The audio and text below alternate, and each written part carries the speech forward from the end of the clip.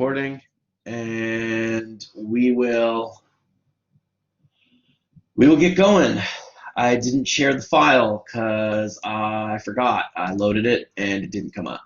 So, okay. So I wanted to get a sense for how many weeks we had left. So after spring break, we have this week. We're wrapping up this week. We have 1 day next week, and then after that we have sort of 7 full weeks and about 15 lectures. We're making pretty good progress.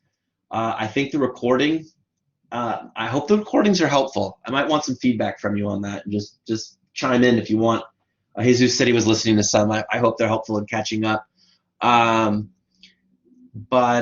we're making pretty good progress. In fact, we might be able to fully do optics, which I would be very excited about if we could. So I'm looking forward to that. In the case that we do wrap up early, we'll just turn into question, we'll do homework questions. I do realize I haven't put up homework. I wanted to be true to the homework representing what's on quiz 1. So again, we are well into, test 1. We're well into test 2 material, okay? Don't freak out. We are not covering from waves to now on the exam. The exam will cover through Gauss's law, okay? Electric potential, capacitors, and current and resistance, and we'll probably cover DC circuits, those 4 chapters. Those are test 2, okay? So don't freak out about the amount of material. But we want to keep going. You'll notice that current and resistance, we talked about, it was almost hard to talk about capacitors without talking about current. It was kind of awkward because we talked about charge and sort of used it to waylay it, but we didn't talk about charges flowing as current. And we're at the chapter where we can discuss the unfortunate circumstance where current is positively charged in one model, and then we'll see by the time we get to magnetic fields, which is a lot of fun, that we can prove that the electrons are charge carriers. It's unfortunate because the actual charge carriers in electronics are electrons. They're the negative charges, not the positive charges, and we can prove that. We can actually prove that. We won't prove it today because we can't prove it yet, but one of the major results of this class is proving that. So we will do that.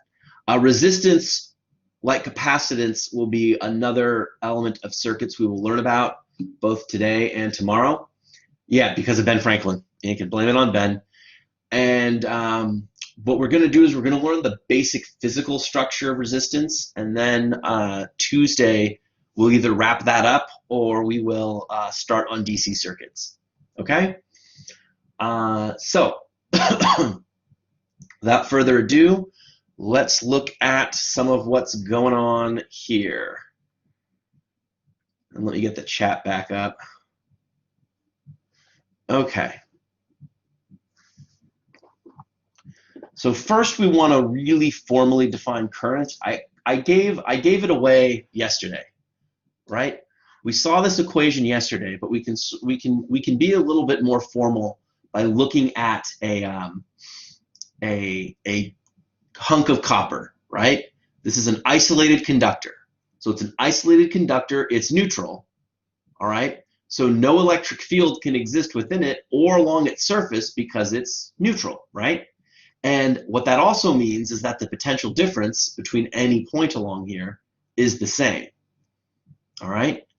But now if we insert a battery in the loop, we create a potential difference, right? If it's 12 volts, we create a 12-volt potential difference. This allows charges or current to flow from positive to negative. All right, so you're going to notice that, again, the current will flow this way, but in reality, the electrons will flow to the positive end around, and that will be responsible for the current.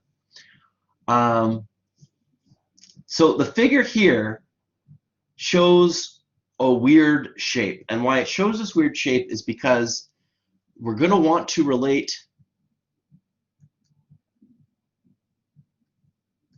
we're going to want to relate current to fluids. And I know a lot of you are saying, what the hell do we do with fluids? I didn't cover it last semester. I ran out of time.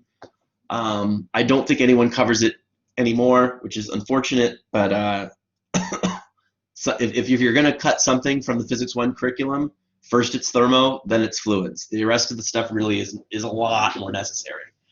But essentially what you're looking at here is when fluid flows or anything flows, the same amount has to flow at the same time, irregardless of how, yeah, I think I used that word right. I don't know. I'm not a language person. It's okay if I mess up a word. But it doesn't, it's independent of the size of the tube, right? So if you have water flowing through here, the water will flow faster from one point to the other, but the volume flow, the amount of water that flows in any 1 second, will always be the same. That's why the velocity sometimes is higher or lower at certain parts of the fluid. You can almost think of this like as traffic, like with traffic lanes. When you have a lot of lanes of traffic merging into one, you get a bottleneck, right? Like think about the Lincoln Tunnel or any tunnel. It's all bottleneck until you get into the tunnel, and then the traffic moves faster. All right, just like and water would do the same thing. However, you would have, in order for the flow to remain continuous, you'd have the same amount of cars moving per second through any one point, just like you would water, and that's what creates continuous flow. Now, with current, it's the same thing, right? You can have current flowing. It'll sort of sound like a fluid, even though flowing probably isn't the best word. But instead of water, we'll have charge, right? So charges will be flowing through from one end to the other, and the rate at which they flow is the current. So you'll notice it says definition of current, and I'm going to circle it here too, because it's an important one. And you'll notice we just look at the instantaneous value right away. We don't even bother with averages. We're just interested in the current, and it's always got to be the current because the volume flow has to be the same. All right. So as we move forward, now that being true, I want to look at and talk about. Well, we're going to be on this slide for a while. So I want to get your focus to a junction here. So basically, the current that comes in has to equal the current coming out. That's also required for continuous flow. It's really interesting because you can really look at this I want to say conservation of current, but basically it says you have conservation of particles, right? So if you have a number of particles flowing through here, if you have say 100 particles coming in, hold on, let me go on this part here. If you have like 100 particles flowing in, outwards, you must also have 100 particles, or at maximum you can have 100 particles, right? Without an extra source, you're not going to get any more. And now it's more likely you have a sink, like an electron might get stuck here or something. So it makes sense to have some loss, but we're not going to consider that type of system. We're going to consider a a lossless system where we just have current that goes. Once we set up the current, we'll go through, and the current coming out will equal the current coming in. And that's represented here in this equation, right? So the current in is I naught, and the current out is I1 plus I2. So setting up that equation should be easy to see. Now, this suggests, if you look at B, that the loop and path don't matter. They don't. All right? You still have I0 in, I1 out, and I2 out. It would still, at this junction, it's going to be I0 equals I1 plus I2. All right, so whatever you have coming in has to be going out. So let's read one of these star things are big and important, so it's usually worth reading out loud. And this one says, a current arrow is drawn in the direction in which positive charge carriers would move. even if the actual charge carriers are negative and move in the opposite direction. So we're going to have to sort of go back and forth with this, right? The arrow follows positive charges moving, even though we know that the charges are negative. Now, with that being said, I want you to try checkpoint 1 here, all right? And I want you to notice that you have a bunch of points with current coming in, all right?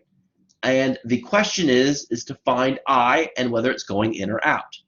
So what you want to do here, I'm going to verbally tell you what to do and see if you can translate that. You want to see what's coming in and what's going out, and you want to make sure that they're equal. So what does this current have to be to make that equality go?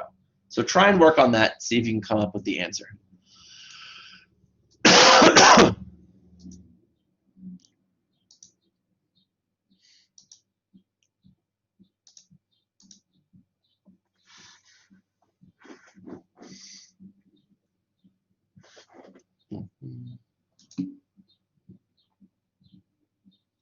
Well, left is a direction, but I need to know how much. You'll notice you've got numbers all the way over here.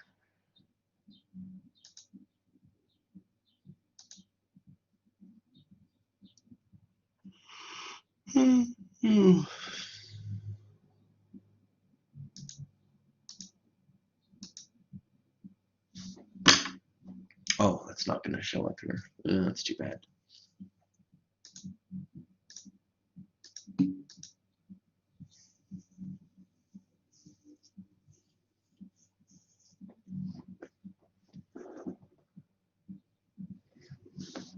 I see 2 amps, a caret, and left. You have to look at the whole system.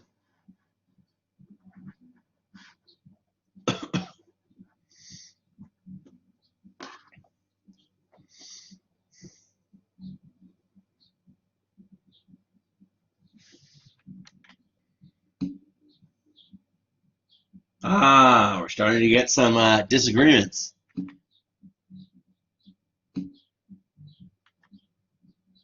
Well, let's take a look. Okay? So the trick here is not to get bogged down by all these junction points. Okay? You got stuff going in and you got stuff coming out.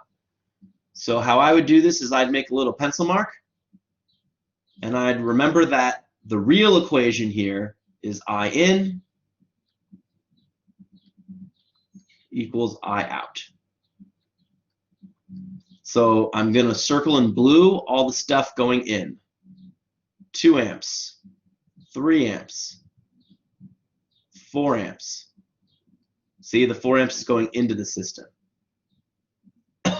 And 2 amps.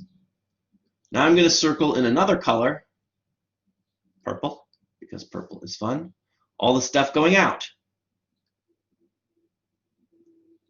So let's add up all the blue numbers. That's going to be 2. I thought I changed, hold on.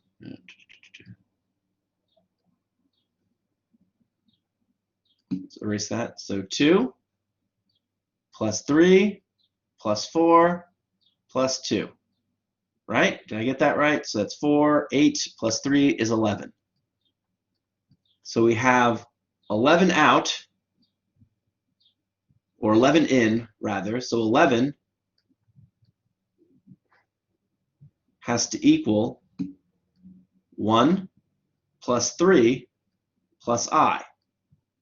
Or I'm sorry, 1 plus 2 plus I. That's a mistake.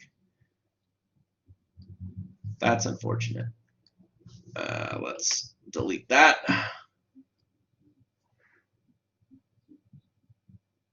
And so now we have 11 equals 3 plus I. And we can see that in order for these to be even, right, this one's smaller, so the I is here.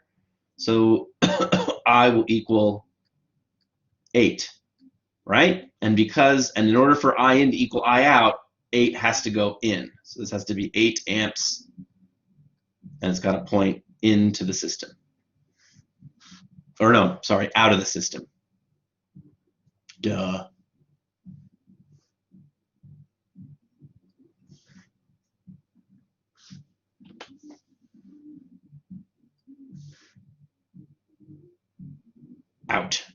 There we go. Okay.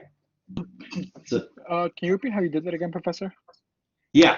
So if you look, so the trick is to look at in versus out, right? So you'll notice I circled. Oh, I'll go back to the mouse. The mouse is so much more comfortable than that pen.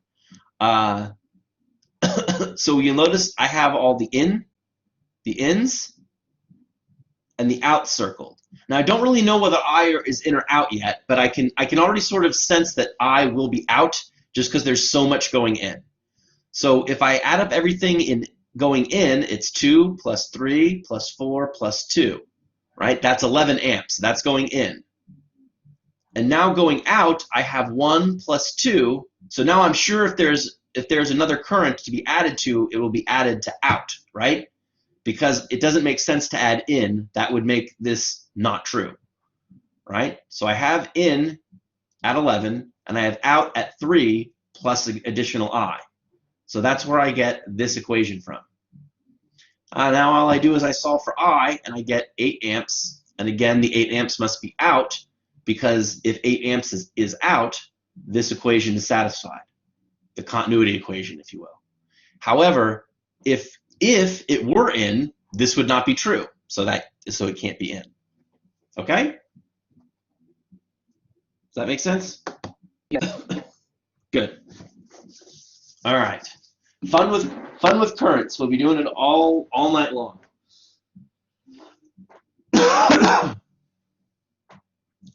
So in that sense, it doesn't matter, Jesus, what's separating. Oh, you're just saying it's a cool problem. One is separating. Right, it's only separating what's going in and out. I thought you were looking at the individual nodes. The point is you don't need to know the individual nodes, right?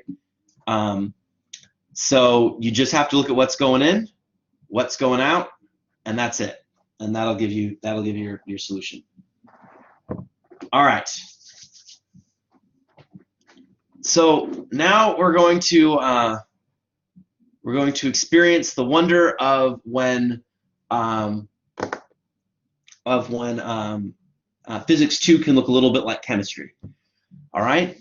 So I want to go over this question, but so the answer is 8. Yes, the answer is 8 amps out. Yeah. So I want to go over this example, but it's funny because even though we'll get an answer here, and I'll ask you to calculate the numbers, and it's all sort of here. This isn't the point. I'm going to have a question, a follow-up question that I'm going to ask that I hope you can answer. And did I have the answer on the next slide? I just want to. The answer is pretty immaterial. I don't, so you'll have to calculate it. But what I want to look at here is the question and talk about how you look at it, because it's all about unpacking things and understanding the scientific concepts. So if water flows through a garden hose at a volume flow rate, dV/dt, of 450 centimeters per second, the question is, what is the current of the negative charge? Well, that can seem kind of daunting. And in order to answer the question, you have to know something about water, right? So the first thing is, the question I'd have is, well, how many negative charges does water have? So we look at water. Water is a hydrogen, an oxygen, and a hydrogen, right? So there's one negative charge here, there's one negative charge here, and there's 8 negative charges here. So one water molecule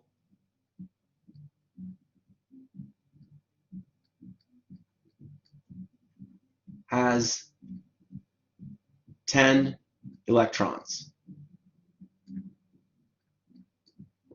Okay? So now the question we really have to figure out is how many electrons are in 450 cubic centimeters of water. That can be a little bit hard. So in order to find the current, we know the charge per electron. That's easy, right?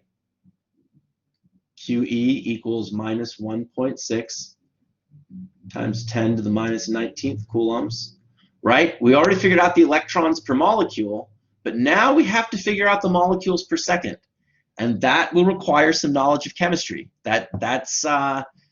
You almost could say chemistry should be a prereq for the course. I think most of you have taken it. But if you haven't, we have the breakdown of our question mark here.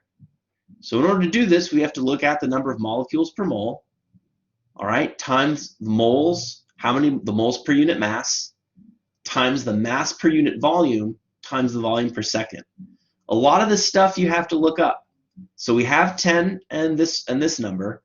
This is Avogadro's number from chemistry, 6.02 times 10 to the 23 particles per mole. All right?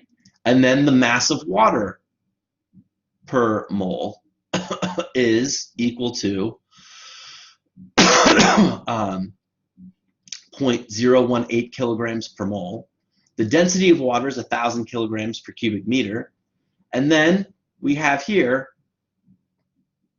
you'll notice we had to convert 450 centimeters cubed to meters cubed. And I want you to notice what happens here. When you have 450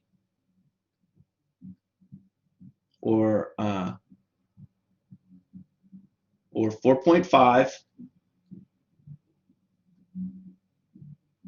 right? So we have 450. Hold on. Actually, I'm confusing myself. It's not great. It's not terrible, but it's not great. So 450 times 10 to the minus 2.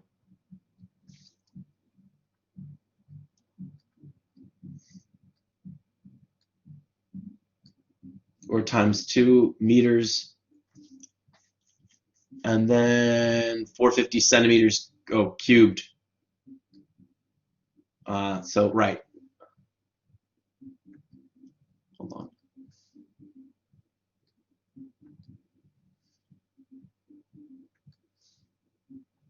I'm getting all sorts of, let's take that out. The cubed goes here. All right? So if we want to convert centimeters cubed to meters cubed,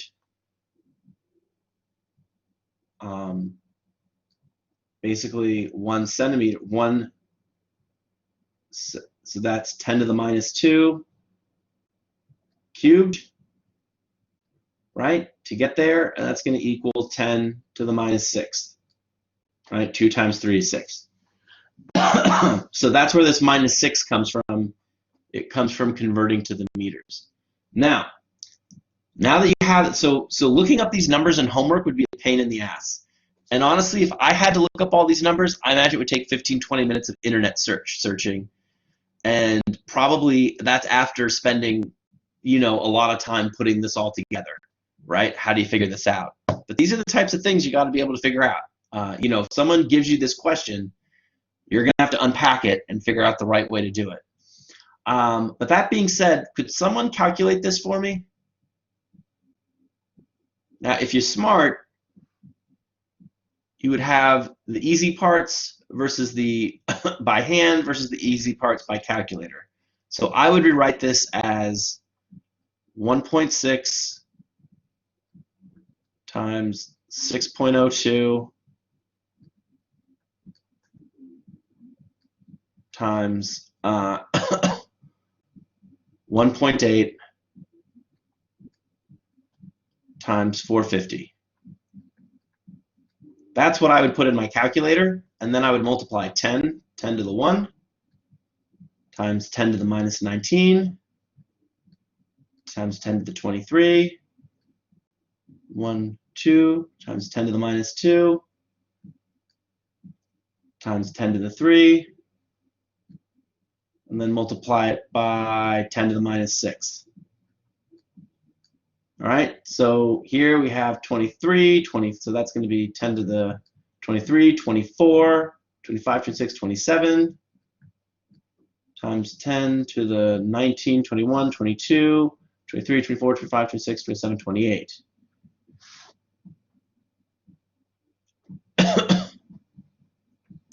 Wait a minute, something's amiss here.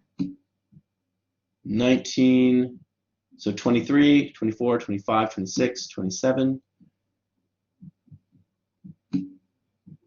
Yeah, it should be in the mega amps.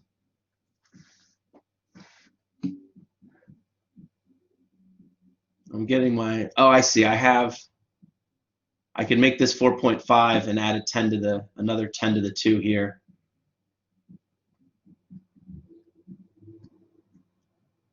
That would make it even easier. Let me make sure I did this right. Hold on. 1.6, 6.02, 1.8, 4.5.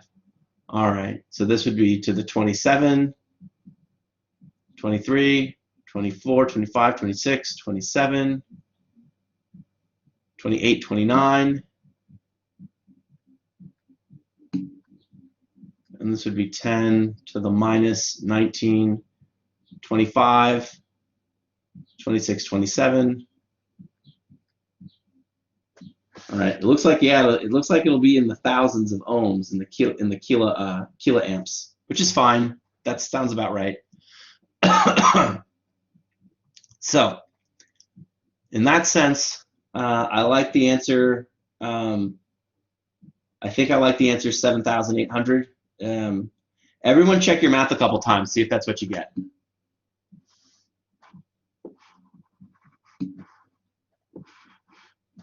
Hold on.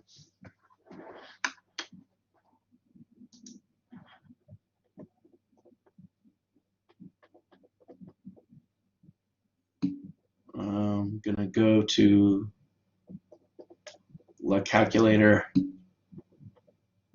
All right. Huh. When I calculate it, I'm getting a much bigger freaking answer. So 23, 24, 25, 26, 27, 28, 29. That's right. And then 10 to the minus 6.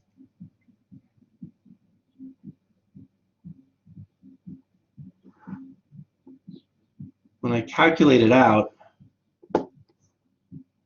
just multiplying, I get 2.41 times 10 to the 7th. It's not making sense with my order of magnitude stuff, but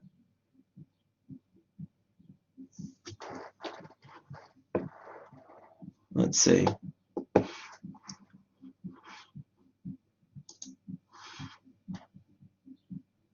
So yeah, the 2.4, I get what Dewey got. So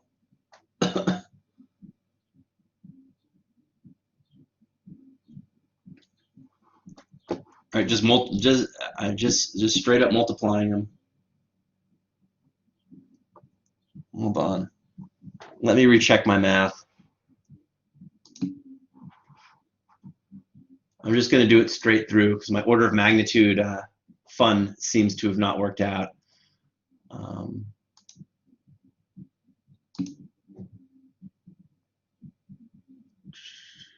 Hold on, let me get my real calculator here. This is,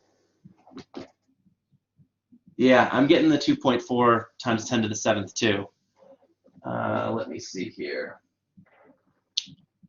Hold on.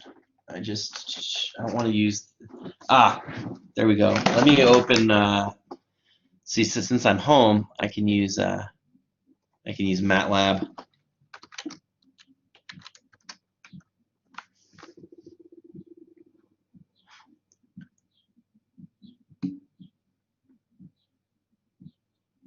Yeah, I'm getting the same thing, but I want to double check and just make sure I'm not crazy.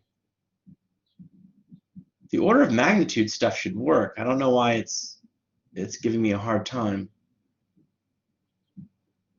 Minus 19, 2021.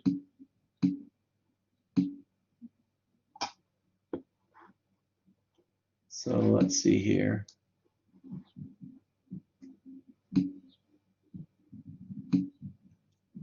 Right, 10 to the minus 2 times 10 to the minus 2 times 10 to the minus 2. That's where this 10 to the minus 6 comes from. Just give me 1 second. I'm going to type it in. This was not supposed to be a this was not supposed to be a whatchamacallit, a contiguous part of the course.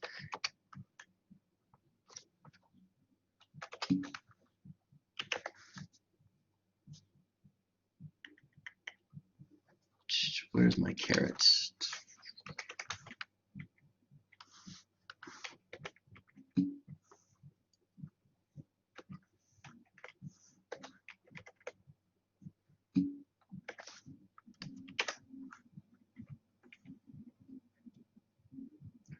19. 10 times 1.6 times 10 to the minus 19th times 6.02 times 10 to the 23rd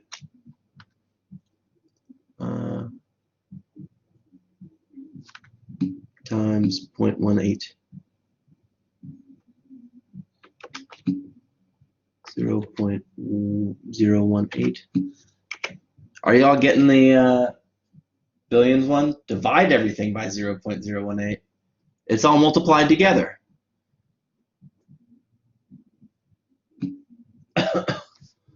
All right. Oh, I see. I see. Right. I missed the negative one. I think that's, yeah. I got you. So we got to divide by that. Okay, that's gonna make sense. So that should fix everything. But I'm already almost done typing it into MATLAB. So I'm just gonna double check. Times 10. That's where the mess up is. Yeah. Okay. Good catch. Good catch. That should fix it. Times 10 to the minus 6. And that's going to be all divided by, not multiplied by, 0.018. Yep, I get the 2.4 times 10 to the 7th. That's exactly what I got. Okay. Yeah. No, together we are strong. That's okay. Like I said, we're pretty ahead of the curve here. So getting lost on something like this isn't the worst thing in the world. But once we had all this stuff, I wanted to do the calculation myself. And yeah, we got definitely it's the 2.2 times 10 to the 7th, and the trick, deleting all this, clearing all the confusion away. The thing I missed, but some of you did not, which is very good, is that this term has this -1 here. All right, so that means we have to divide by 0.018, not multiply by it. That changes everything, right? So that means when we do what I originally intended, everything's going to work out. We can have 1.6 here, 6 times 6.02, all the hard stuff, times, we can even multiply by 1.8.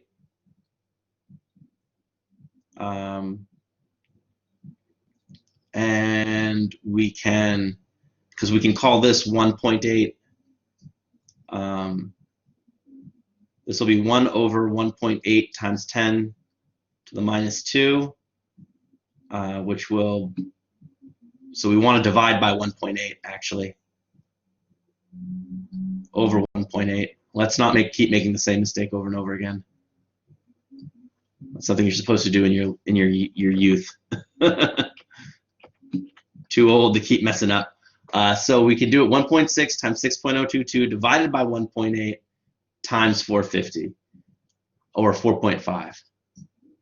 That's going to be correct, right? And then over here we have 10. Well, I'll show you in a minute. This is 1 over this, right? So this number is 1.8 times 10 to the -2. So basically what I'm doing is I have all my upstairs stuff, 10 to the 1, 10 to the 23, times 10 to the 3, times 10 to the -6. And then I have my downstairs one. I have a 10 to the -2 here. So if you remember your exponent rules, anything minus comes upstairs. So that's going to be 10 to the 5th plus 6.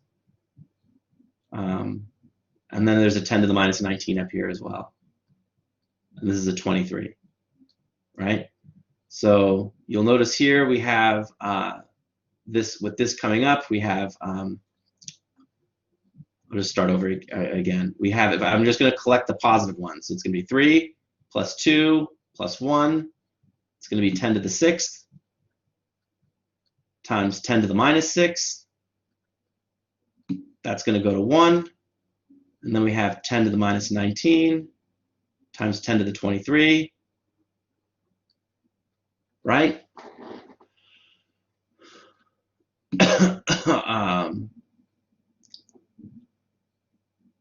And I'm missing a 10 to the 2, I believe. Maybe it's not easier to do it this way. 1, 3, 4, 5. I have 10 to the, no, I have that there. It's the other 10 to the 2 I'm missing up here. That's what I'm looking for. Yeah, so I have 25 because I have the 10 to the 2 up there. So yeah, this is scribble I would like to do and keep track of, but if it's confusing you, don't do it. But you should be left with 10 to the 6th because I didn't put the 10 to the 2 from the 415 here yet. So it would be 10 to the 25th minus 10 to the 19, which gives you 10 to the 7th. All right. So that being said, I don't want to go over basic exponents anymore. I'm clearly showing my lack of goodness at them. What I want to do is, I don't want to skip ahead yet, but I want to look at the actual interesting physics question and not worry about this mess. Boo. So I will equal, let's see, what do we have? I will equal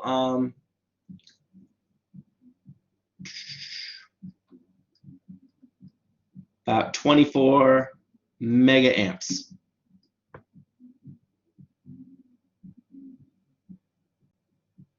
Okay, I'm glad it helped somebody. So let's take a look at this. So now here's my question, or here's my what I'm going to tell you. So about a lethal amount of current in most applications with most voltages is about 500, and you're not reading this wrong, milliamps. So about half an amp. That should be enough to kill you. So if there's 24 million amps in water, why are you not all terrified of turning on the faucet and having all that current, live current, be there? Why does water not spark? Because that's far more than the breakdown. That's far more than that's required of. It's not the dipole. I mean, that's. You could sort of intone the answer from there, but no, that's not it. If this many electrons are flowing through, look through that water, and that's a reasonable amount of water. It's not that it's grounded. This was what I wanted to get to. This is the fun question.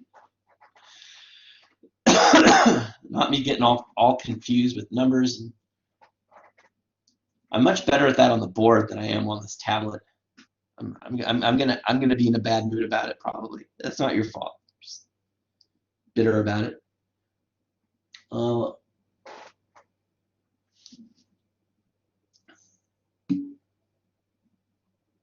Nope.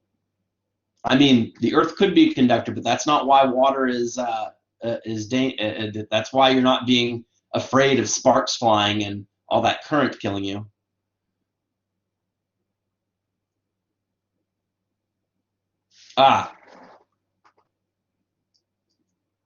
Here's the hint. These are electrons, right? So the current, the magnitude of the current is 24 amps, but these are due to negative charges.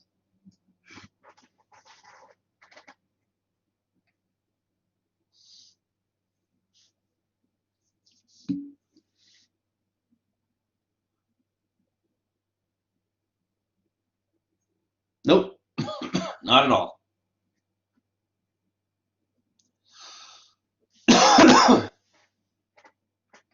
let's draw our water again. So we talked about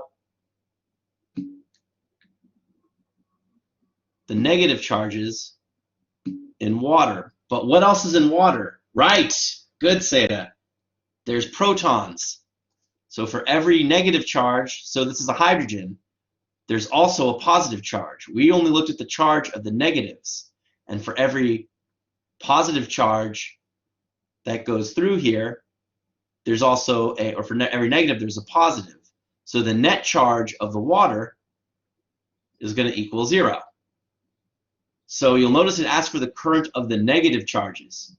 If it asks for the current of the positive charges, you would get the same thing, but it asks for the net charge of the molecule, that's 0, and therefore I net will equal 0.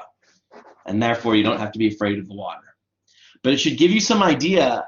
It's thought that one of the most scary things one could do is perfect a way to perfectly separate charge. Because if you're able to do that, you have a ton of energy at your disposal.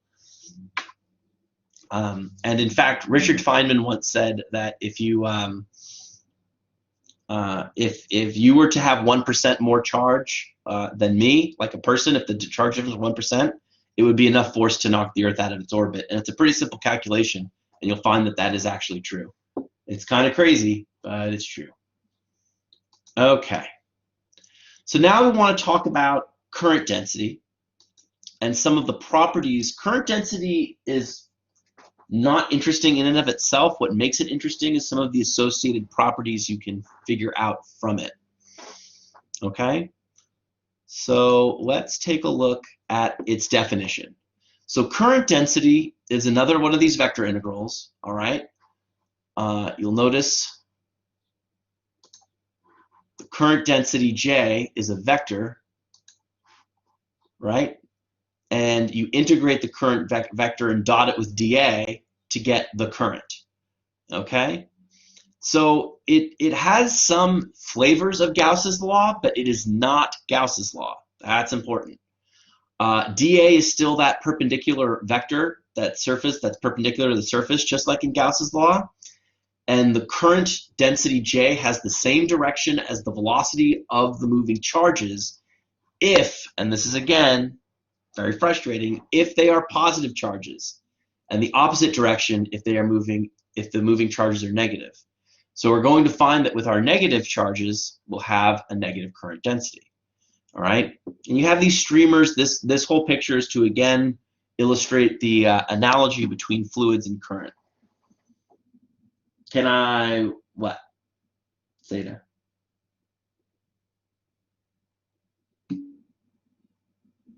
Which part? The current density stuff? Okay. So again, no problem. So the current density, this J here is the new part. All right, and in some ways, what J itself connects. So if we're just looking at J connects particle velocity,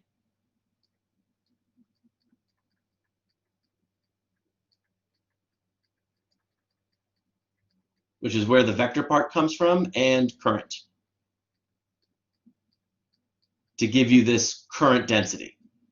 Okay, and and if we look here, basically the dA part, or current defined in terms of current density, is given by this integral. Okay, now the dA part here is just like in Gauss's law. So if we have a surface, you know, like if my hand is a surface, the dA vector is perpendicular to the surface. Okay? So if you have a cross-sectional area, for instance here, for this this pipe, right, you're going to make a surface, the dA part would be perpendicular to it. And it would either go in or out, doesn't make a difference. But you can see that it has to be in the same direction as the velocity at which the charged particles flow. Okay? and the current density has the same direction as the velocity of these moving charges if they are positive. Now, if it's negative, then the charges move in the opposite direction. So we're learning this again. Like I said, this part, it's just another way, if you're actually solving this integral and these equations, it's really just a way to keep practicing this type of surface integral. But it's some of the more, where this becomes interesting is really in some of the more interesting quantities that come about because of it. Okay?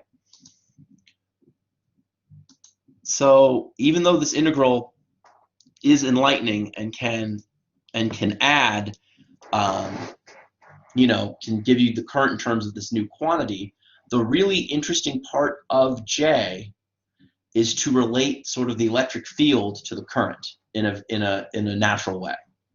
Okay, and that's what we're going to see in our next slide, which is 545. Okay, which is here, and you'll notice that they talk about the microscopic look at this is, I think, a little more clear because you have a picture. You can see that you have these positive charge carriers flowing through a wire, right? You'll notice they go the same direction as the current, and you have the velocity that they travel at. You'll notice it has a d there. We'll get to that in a second. The electric field, the current density, the velocity, which we'll call the drift velocity, and the current are all in the same direction. This is why we sort of assume positive charge carriers are positive. If they are, everything goes in the nice same direction. If the charge carriers are negative, these arrows all stay the same, but the drift velocity reverses. All right? And everything is opposite. And I think J reverses as well. Okay? And it has to. If you look here, J and V, the directions have to be equivalent. I hope that makes some sense of it. But the interesting part here is this term, the drift speed. So one of the things we see when we imagine current flowing is we actually imagine, if we set up a circuit, I'm going to draw one here, right? A potential difference with just current flowing.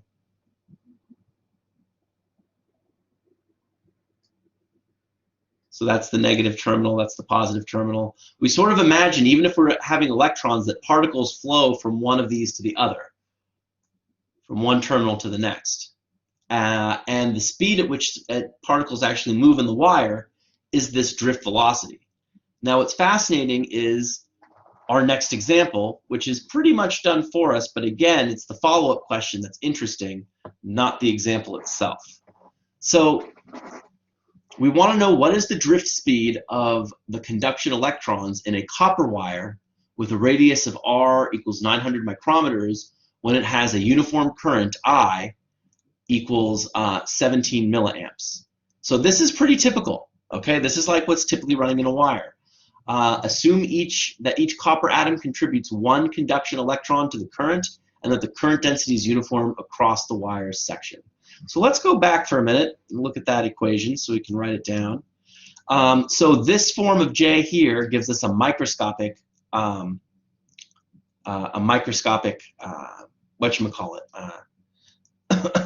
picture of current density. All right. So we see here that J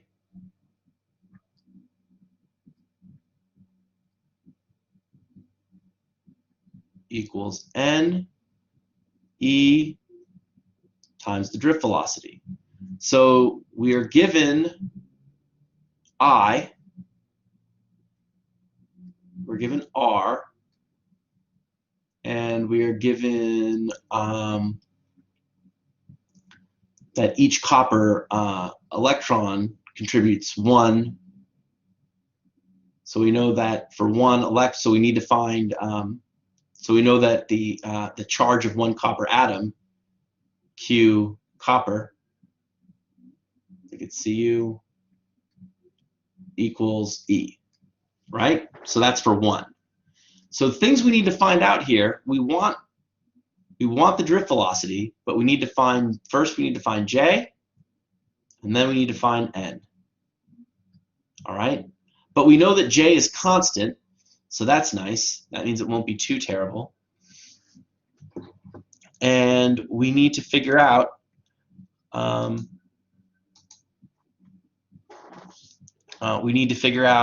so what that means, so that means that this integral becomes easy, right?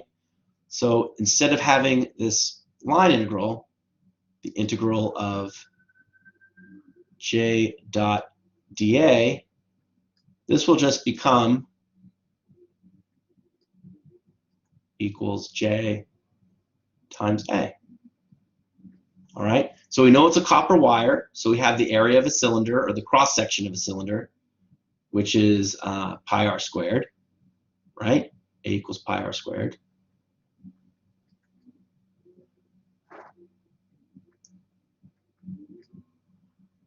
So from here, that connects us to R, so J can be figured out, right? Because J will be equal to I over A.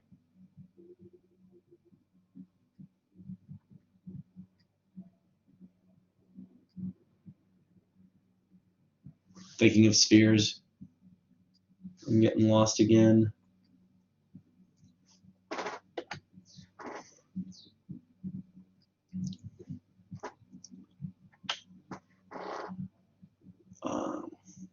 Okay, so let's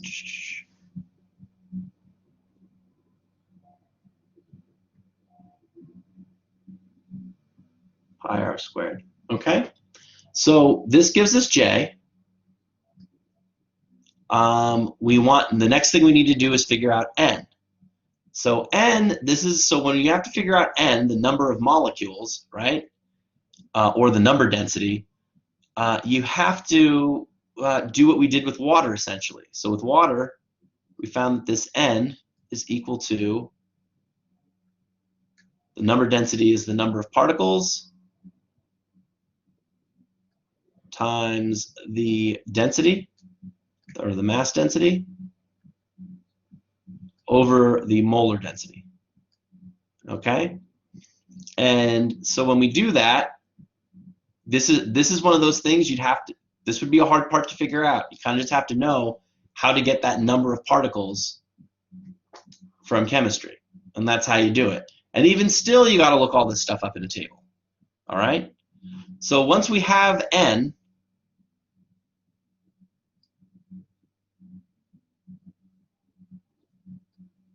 we can now rewrite our equation. J equals I over 4 pi r squared.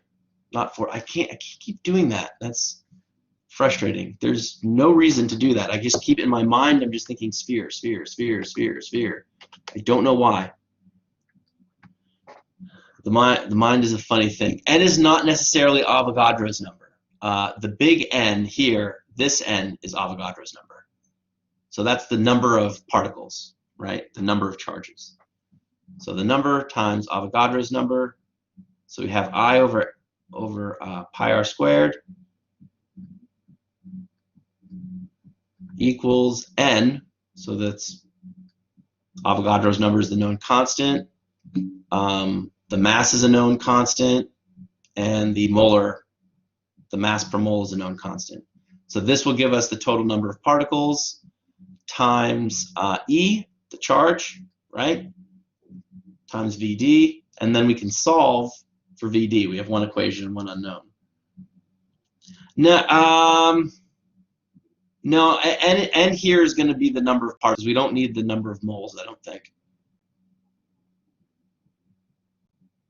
Is it the number? No, I always thought Na was, so atoms per mole is Avogadro's. Well, here's what I'm looking at, because I looked at this before we started. So there's the clean version of it. I'm looking at N. So N is atoms per mole. They're 6.022 particles per mole. Moles per unit mass, and then mass per unit volume. Right. That's the molar mass is moles per unit mass, right? So N is the number of atoms per unit volume. It's the number density. So I thought Na was, hold on, I'm looking at the calculation though. Na rho. So they just, yeah, I think Na is Avogadro's number. They just get the whole number here, and that's where they get this 8.49 times 10 to the 28th. So N is the number density. As I said before, atoms per unit volume equals atoms per unit per mole times moles per unit mass.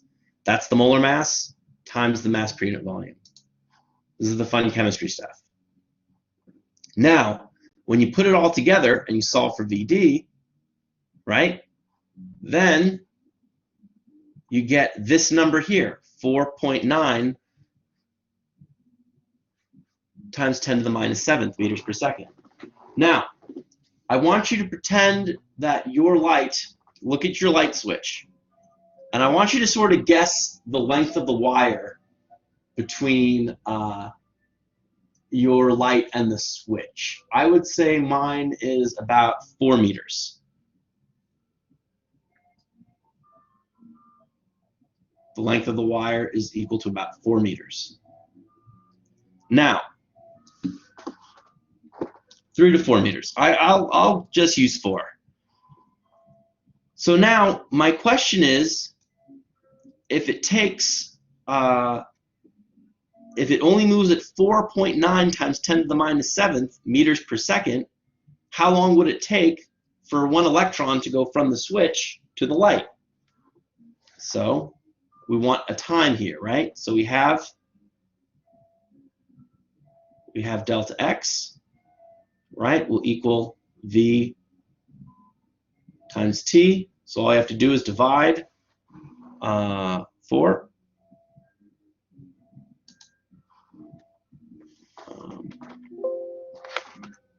Hold on, my MATLAB is giving me issues. There we go. So 4 divided by 4.9 times 10 to the minus 7. And, I can already see this is going to go caca. Parentheses, parentheses. When you're programming, everything must be correctly in parentheses. So that's going to take about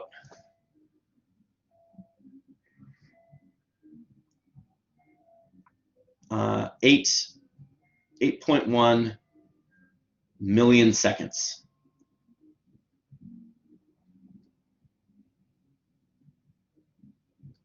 All right, so let's see. Let's get a better idea of how long that is.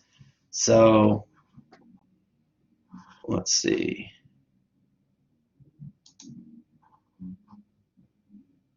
So I'm going to divide that.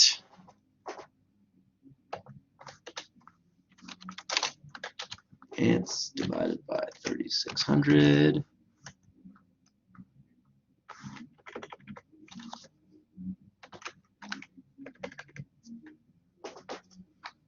Times 24. So it would take, according to my calculations, it would take 94 days for an electron to go from the switch to the light. So let me ask you, do you have to wait 3 months every time you turn on the light?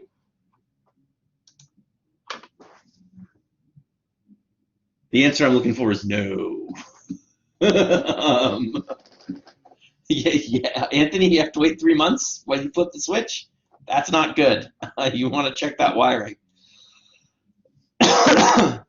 Right, that's the answer we're looking for here is a definite no.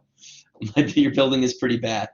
You should be able to flip the light on, and it shouldn't take 3 months for it to go on with power. So how electrons really work is it's more like a, if you've ever been in a conga line, imagine that we, and I wouldn't have the class actually do this because, you know, it's bad enough touching, we don't want to touch each other in normal circumstances, really. Now it would be even worse. But have you ever been to a wedding or a dance and everyone sort of grabs each other's shoulders and starts moving? You might get some someone in the back who thinks they're being funny by giving a push, right? And then the push will jolt through the conga line very fast. You don't have to get all the way to the front. And that's how current works, is it really is the electric field propagates at the speed of light and goes very fast. And that electric field, as it propagates, pushes each of those acts of that jolt that gets pushed through, which is why you can turn on the switch and have the light go on. So in that's sort of set up here. Oh no, wrong thing. If we look here, it's similar to all electric wires work this way, Jesus. Every single one. The electric field propagates very quickly, which pushes all the electrons slightly, and then once that happens, you get your current, and that's what current really is. All right, electrons actually move back and forth very rapidly, and we're gonna look at that as we go a little bit more microscopic in our exploration of current. So what I want to do now is we'll take our 15-minute break. So we will come back at 6:55 now, according to my computer. So we'll come back at around 10 after. Okay. So I'm going to be away getting water and things. So I'll be away from the screen, but I'll keep recording in case you guys chat and answer each other's questions, so you can come back to it. Okay.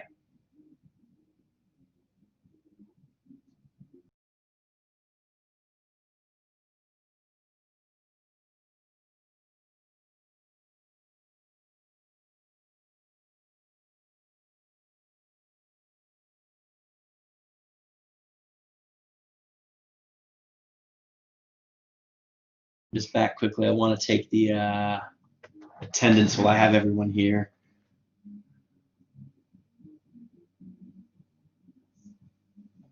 All right.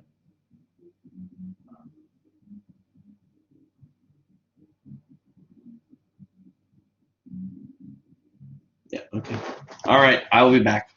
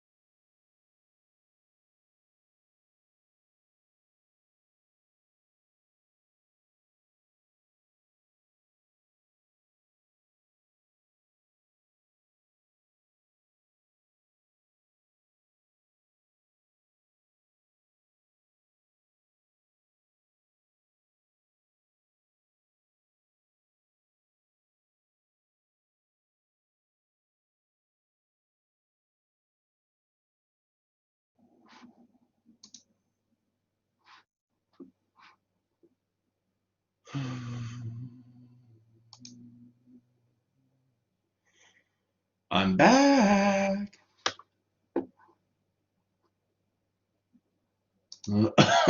See how the virus is doing today.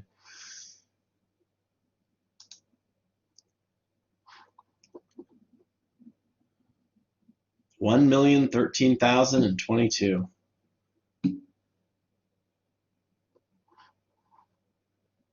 That is a lot. I was sort of hoping we were going to level out at 20,000 a day, but 30,000 is a bit high.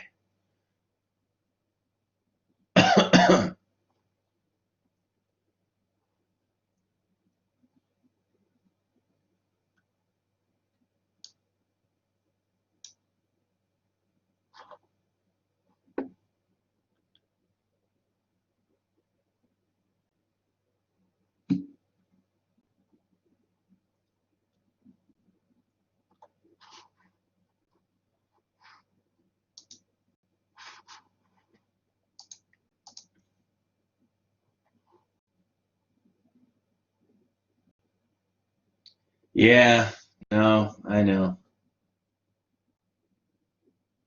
Oh, you want to go back to the problem we just did? Yeah, I can do that. There you go. Me too. Sadly, I know of 2 people, I think, who have already passed away due to this thing. So, not great.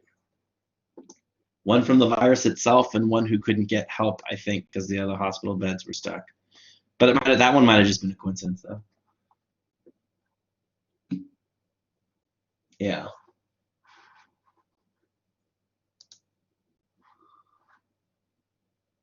So Italy looks like they look like they're just about to peak. They look like they're on the verge of it.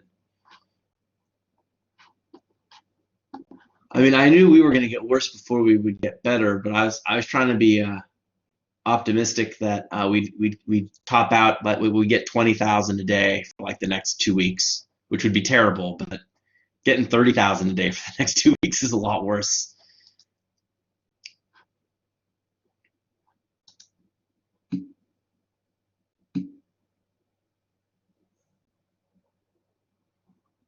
Well, we're not doing the exam today, Miguel, but you know, the show must go on, as they say.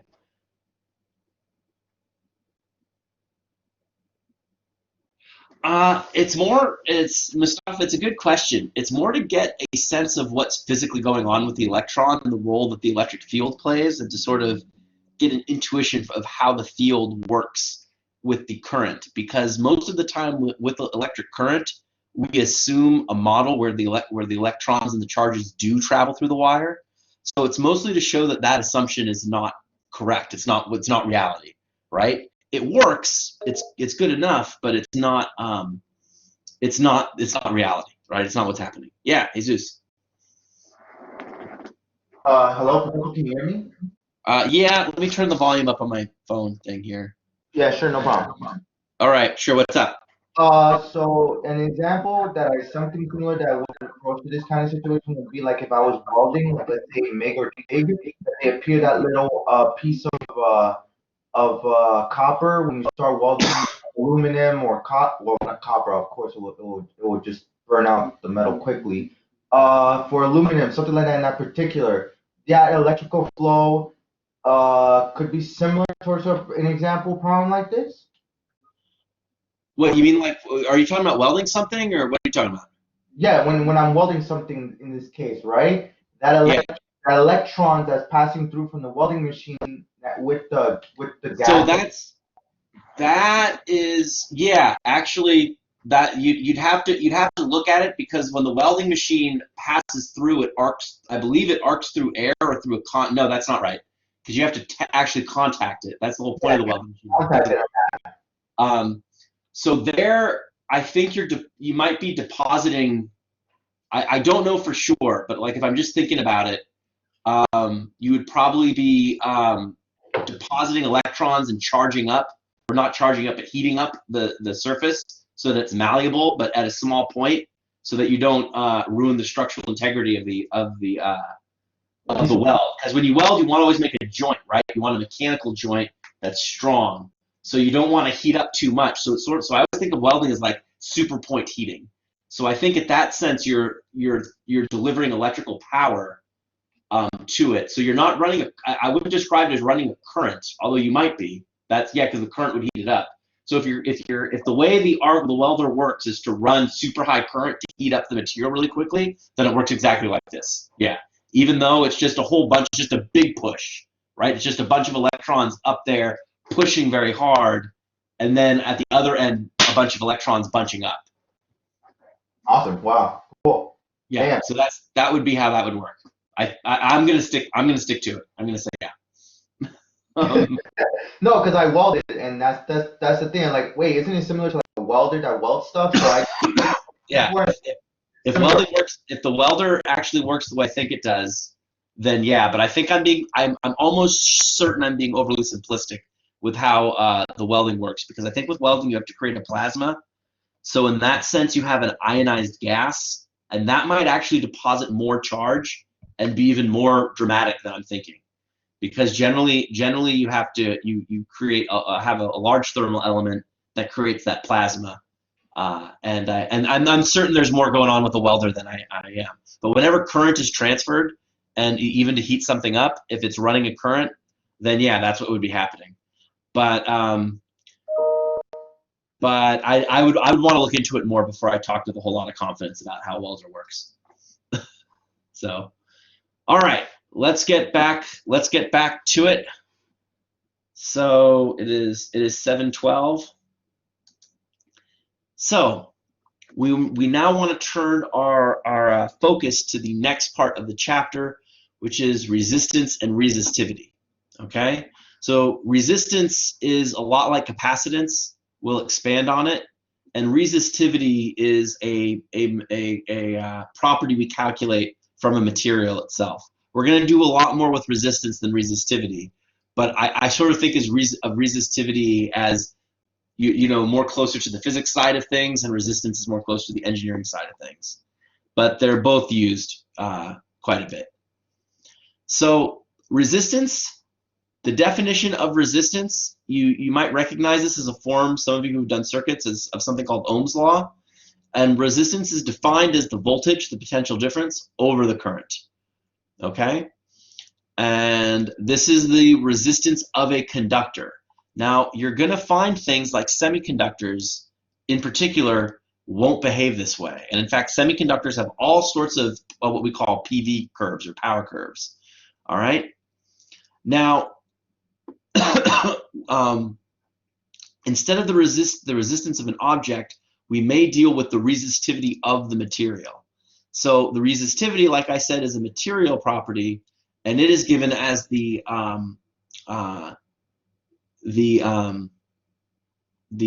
fraction of the electric field over the current density. Okay? Now, the reciprocal of resistivity is conductivity, and usually you figure out the resistivity, what you really want is this conductivity. All right, and that gives you an idea of how easily charge flows through a material. So for instance, some semiconductors have very high conductivity, and in fact, one that won the Nobel Prize, oh, I knew I forgot to do something. Hold on, I'm gonna just zip out and turn on my light because it's getting dark in here, I can't see anything. And then I gotta fix my cushion and zip back in. So graphene won the Nobel Prize a few years ago. It's sort of a hot topic issue, if you will. People are trying to make devices out of graphene. In fact, at the Advanced Science Research Center, that's a big thrust of what they do.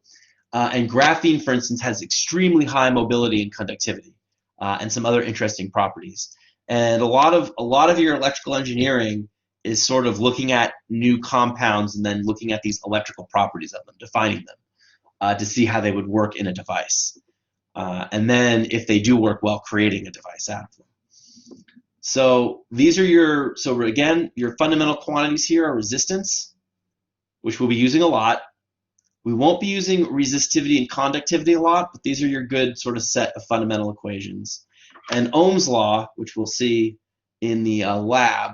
That's how I know we're ahead. Is we usually this lecture comes about 2 weeks before or 2 weeks after the circuits lab, and we're not at the circuits lab yet. That's going to start after spring break.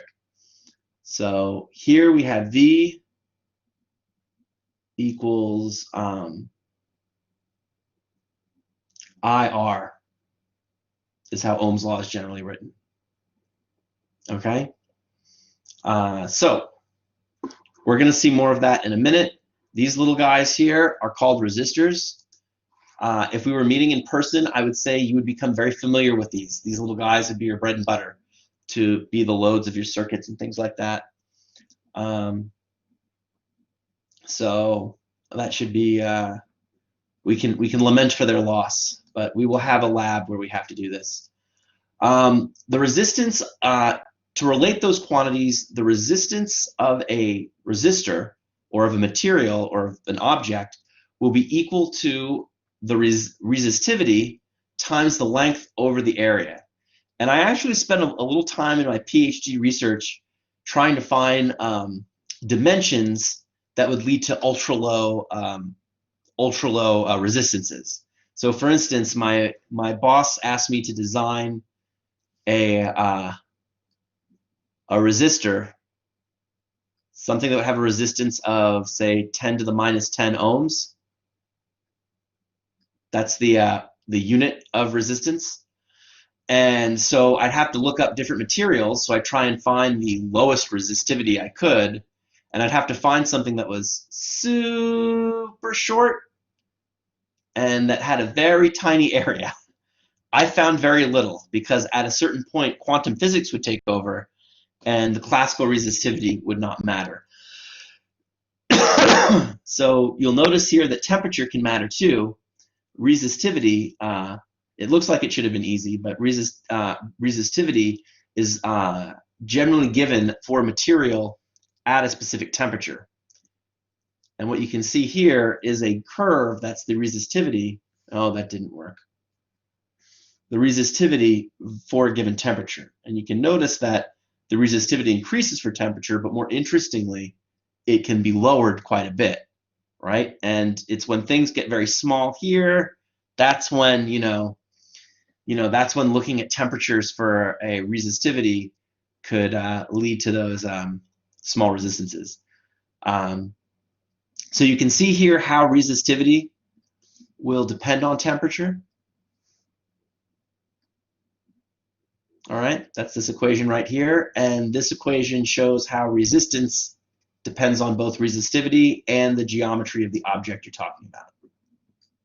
Okay, and it's a fascinating, fun game. I killed myself trying to find stuff for a while before realizing how futile it was.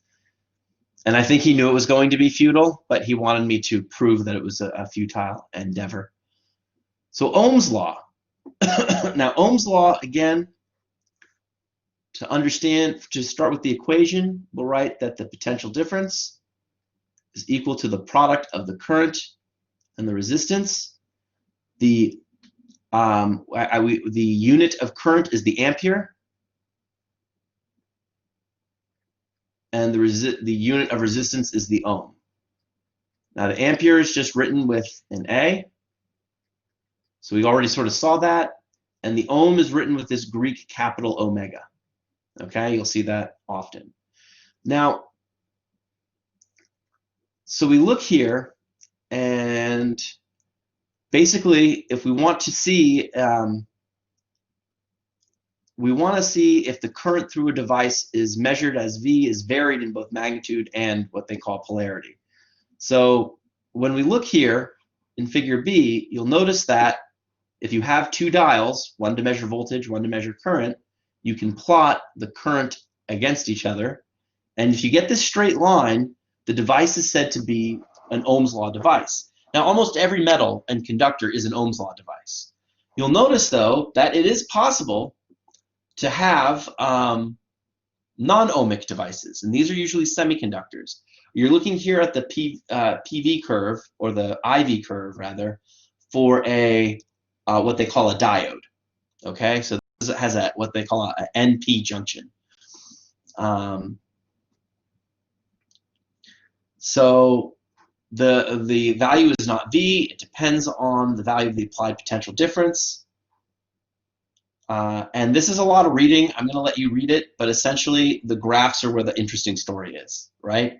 As you modulate your voltage, if you get the current to be linear with it, that's an Ohm's law device. If we were doing the lab, the research lab, basically we would have, we would have had a much slower pace in class. So that's one thing. Second,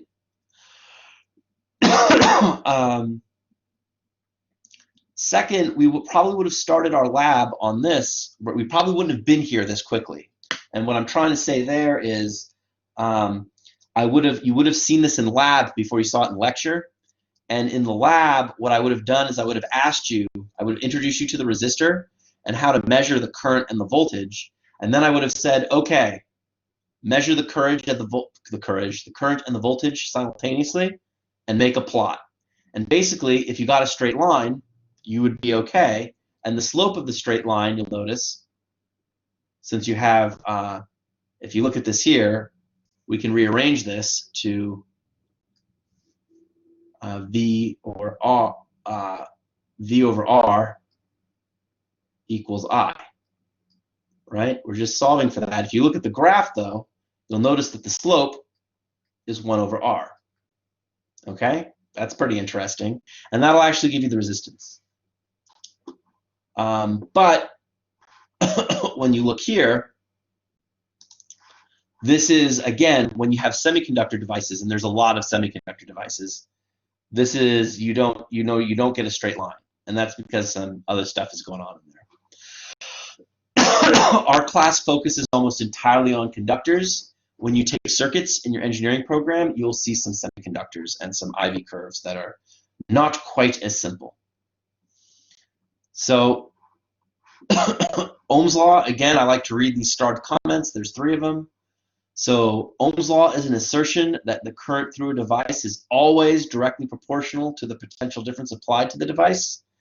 And a conducting device obeys Ohm's law when the resistance of the device is independent of the magnitude and polarity of the applied voltage difference, or the applied potential difference. Now, a conducting material obeys Ohm's law when the resistivity of the material is independent of the magnitude and direction of the applied electric field. So what that means, I think it's a cleaner definition here, because basically what it says is that if you have a material or device and the resistivity changes as you apply the electric field, it's not an ohmic. If it doesn't, then it's ohmic. All right? So you can actually do this checkpoint, and I want you to do it. It says device 2 does not follow Ohm's law.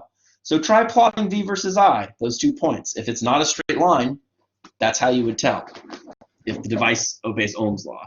And actually, I like this checkpoint. I forgot to delete the answer, but it doesn't matter because you should see it for yourself, right? Make a quick graph and see it for yourself. It's simple and trivial, but this is how you characterize if you have an unknown device. If you have an unknown electrical device, the first thing you do with it is you make an IV curve, all right? And then you take the data and you plot it. And if you have a new device and you can plot that IV curve, that is a publication. If no one has ever published that IV curve for that device, that is actually a very high impact paper. So, and a lot of I is the current, yeah. They're going from what's a high impact paper? So a high impact paper is one that would be cited a lot, because if you discover a new material and you can characterize it, then people will want to learn about that material. If it's an interesting material that can be used in devices, that could be a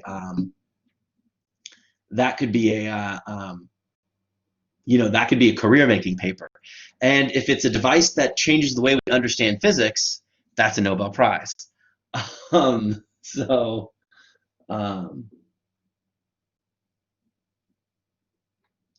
meant, what is the content of it? Oh, no, it's if one of the things I do is I set up one of the internship opportunities I set up, which I wanted to talk to all of you about in person, is I work with the Advanced Science Research Center at City College, or it's at CUNY, but it's near City. It's on the City College campus, but they're not technically City College. They're CUNY. And they have a clean room where they investigate the properties of new materials. So if people are interested in that, you should send me an email, and I can see what I can set up. I usually offer, in order to get an internship, the clean room director wants you to take my research methods in physical science / materials course, which sets you up, and we get you a tour of the clean room, and we build some stuff. It's a good class. I will talk to more of you about it as the semester goes on. I'll probably send an email thing about it after spring break.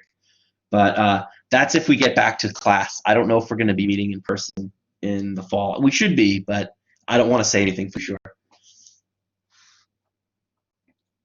So in an ohmic device, the resistance is just sort of the resistance, right? It should be, because no matter what voltage you apply to it, the current should be the same. So yeah, that's actually a good way of putting it, Lewis.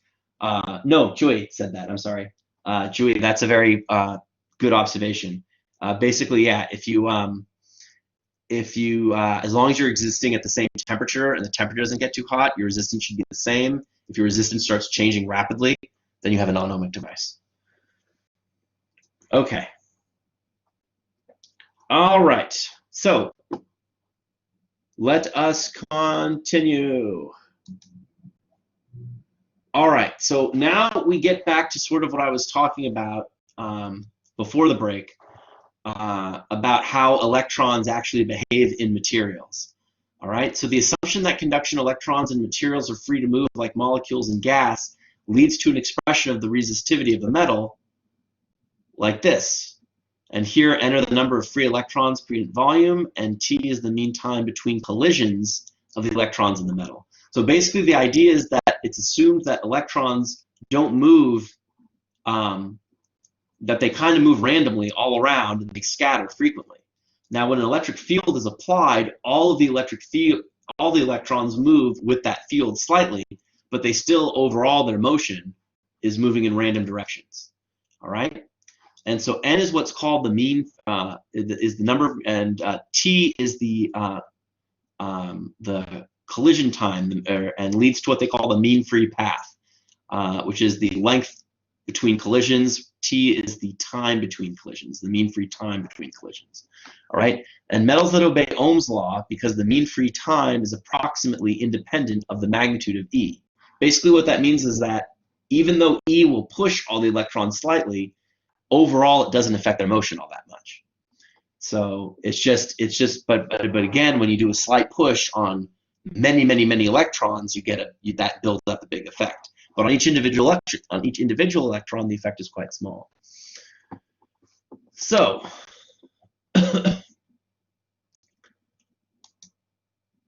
let's go forward. All right.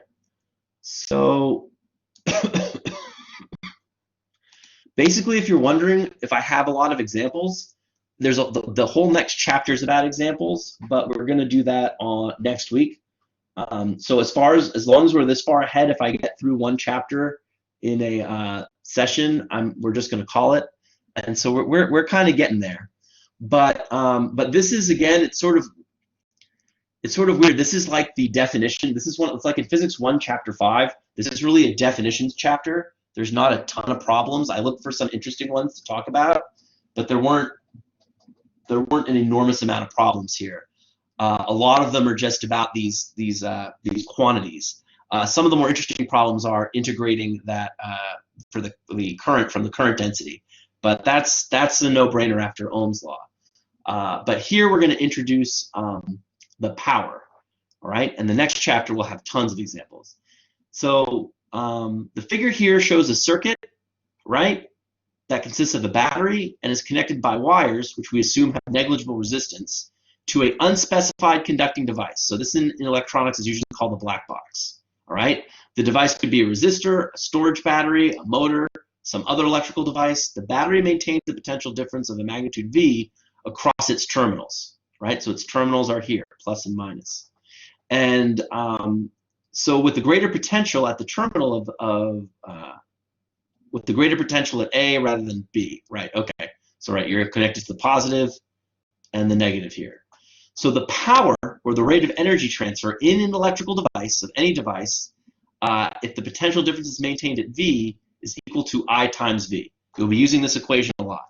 All right? Now, because of Ohm's law, which I'll write up here again, because V equals IR, right, you can actually solve, say, I equals V over R,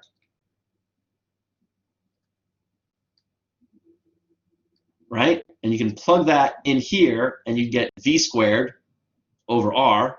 That's another resistive dissipation equation. Or you could just plug in V equals IR right here, and you get I times I R, or I times I is I squared, P equals I squared R. So you have these three equivalent relations for power. Now, sometimes you'll have another source of power dissipation. You can have device dissipation, and then you can have, you could use this equation for total energy transfer, and then sometimes you'll have to break up individual energy transfer. And then if you have a thermal loss, you'll often just use this. When it comes to AC circuits, we're gonna find that this does not remain as simple as it does for DC circuits. But that will all be next time. Okay. So the last thing to talk about in this chapter before we put it to bed is semiconductors and semiconductor materials. So semiconductors, I don't really want to read this.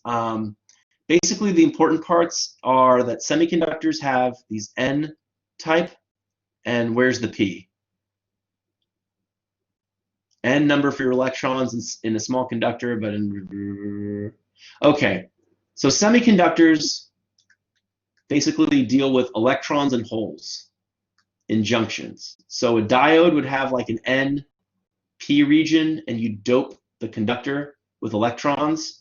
And basically what a semiconductor is you can, at some potential differences, it acts like an insulator, and at some it acts like a conductor. So it acts as a switch. And the most common types of semiconductors are transistors, which have two PNP. And with the transistor, you'll notice for the diode, first of all, right? If we go back, I showed you the graph for a diode. So the graph for a diode, you can tell you're either insulating, right? No current is flowing, or a whole bunch of current is flowing. Now, with a semiconductor, like the graph you're seeing before in the transistor, with the transistor, well, they have resistance versus temperature here. I'm not sure I want to look at that. But with the electron, with the transistor, you can set up, it's not the transistor itself has up or down, but you can set the transistors, with 4 transistors, you can make a gate that behaves like this, on and off.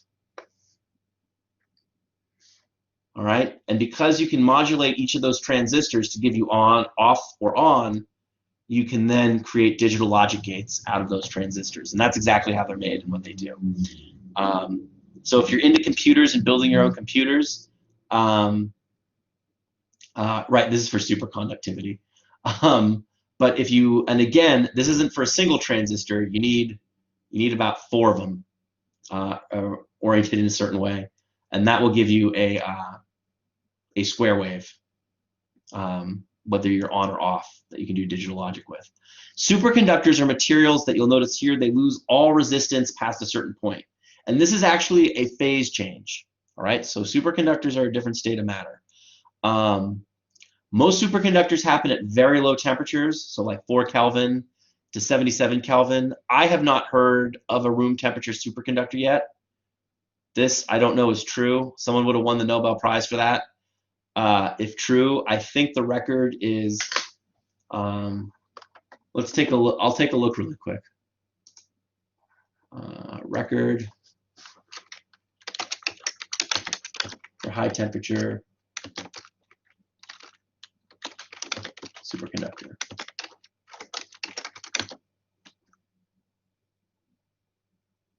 So 203 Kelvin is not room temperature, and that's the record so far, I think.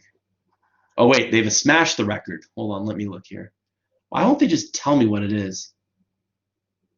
Oh, so 250 degrees Kelvin.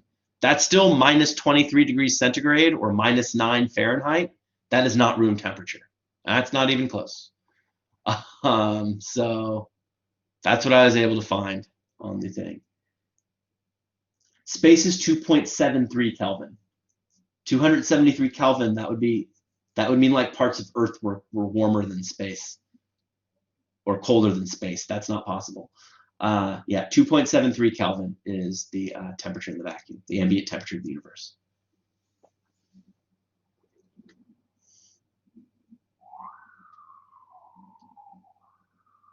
So anyhow, with a superconductor though, basically if you have a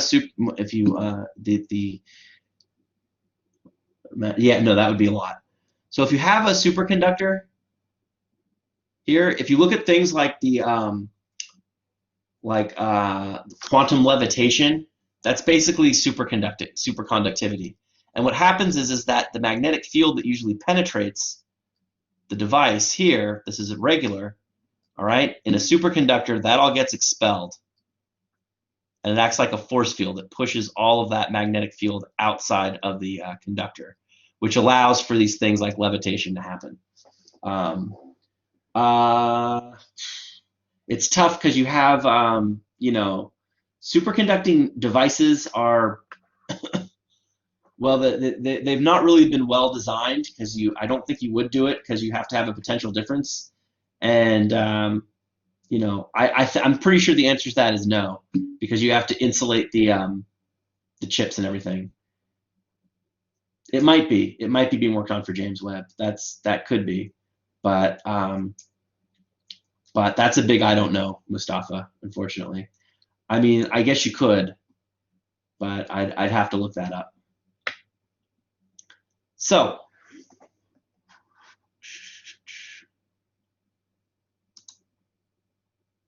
all right, so that's it for lecture.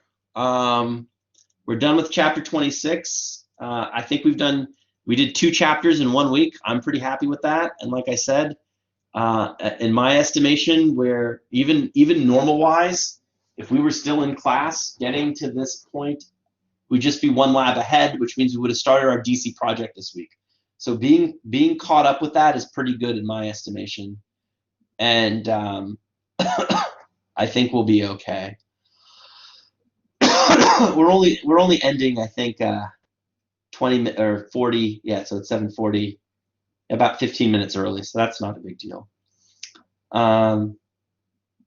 So I'll stick around till 8 o'clock if there's any homework questions or things like that. But otherwise, I'm going to stop recording so that the lecture can go up.